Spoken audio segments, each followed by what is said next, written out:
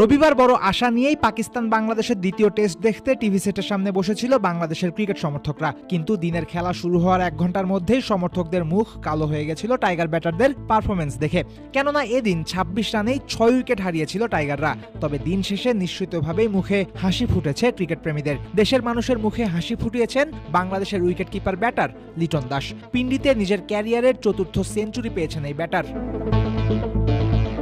একই মাঠে একই প্রতিপক্ষের বিপক্ষে প্রথম ম্যাচেও দারুণ একটা 50 মেরেছিলেন লিটন। শুধু তাই নয়, গেল 3 বছরে টেস্টে বাংলাদেশের সেরা ব্যাটার লোয়ার মিডল অর্ডারে খেলতে নামা লিটন দাস। লিটন বন্দনা এখানে শেষ তো হচ্ছেই না, বরং শুরু বলতে পারেন। কেননা লিটন শুধু বাংলাদেশেরই সেরা নয়, পারফরমেন্স বলছে গেল প্রায় 5 বছরে টেস্টে পুরো বিশ্বেরই সেরা উইকেট কিপার ব্যাটার আমাদের লিটন দাস।